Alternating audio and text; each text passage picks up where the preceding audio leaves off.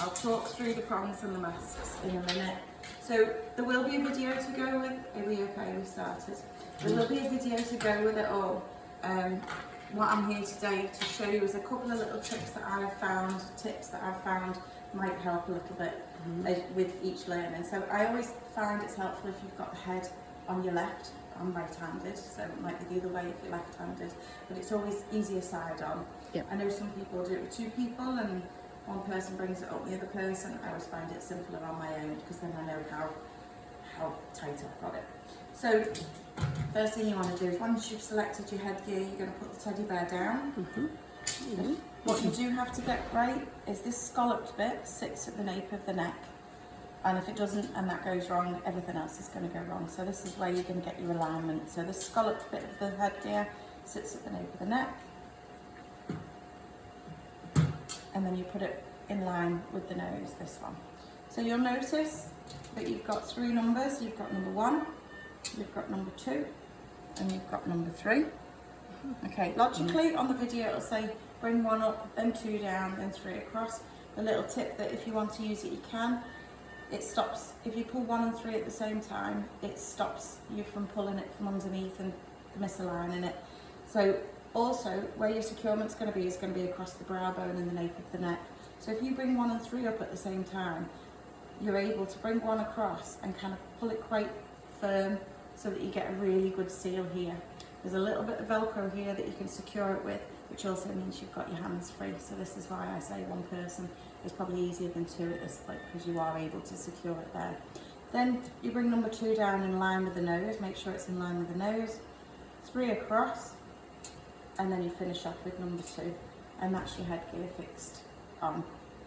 Okay, so as you can see, sat at the nape of the neck, the ears are tucked in nicely, and here you can move it left and you can move it right for ultrasound if you need to. Okay, so once you've got your headgear in place, you might have done this before or afterwards, measured up your mask and measured up your prongs. So this little girl is a medium, that's how where it should fit.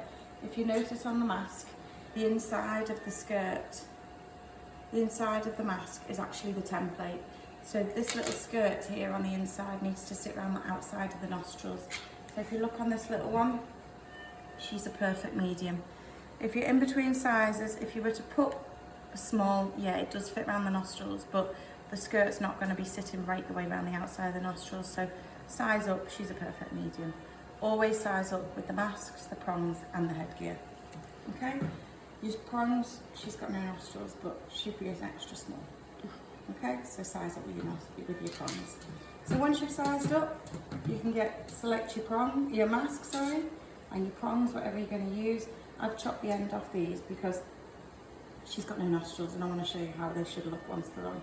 But you select your mask, get your T-piece, pop it on the top of the head. This is just Velcro. Make sure it's in line with the nose. Everything's all about alignment. Get your generator, pop it on the top there, and then place it where it's going to sit on the patient and feed all 3 tubes into the tube holder. You might notice that that's bunched up when you get it out of the packet. Always pull it straight, place the nose where it needs to go, and then there's a little bit of Velcro on the side here and just seal that.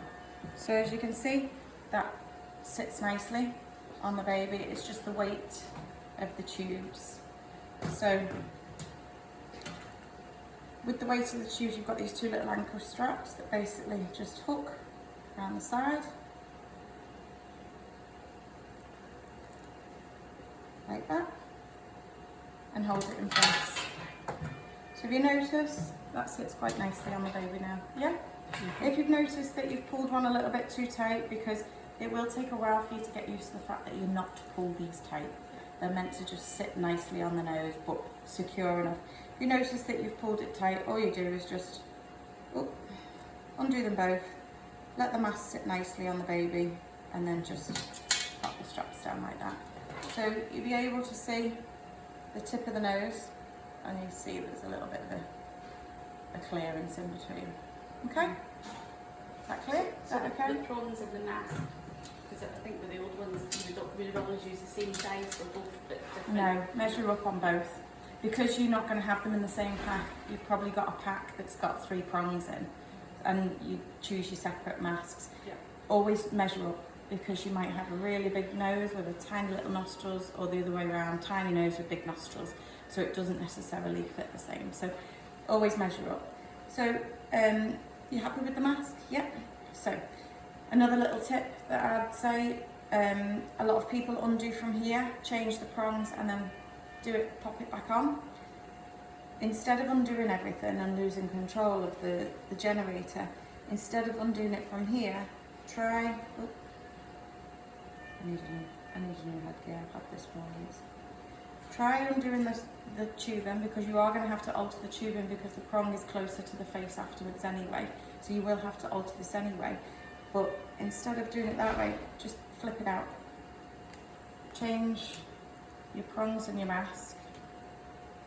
Oh, I forgot to tell you that with the prongs, with them being ergonomically designed and they go around corners, they are a little bit more flimsier than what you're used to. So you do have to do like a little bit of a circular motion, get them up into the nostrils, hold them in place, and then fix the headgear around the prongs in place. So a little bit. So you've swapped and you've put your prongs on, wiggle them up into the nostrils, hold them in place, and then you'll have to tighten your straps with the prongs because they're closer to the face than the masks. Once that's in place and the prongs stay in place, then feed your tubes back in and close it over. And you'll notice that what you can see is the septum and the philtrum. There's nothing actually touching the philtrum and the septum. Yeah? Yeah. Okay. Any questions?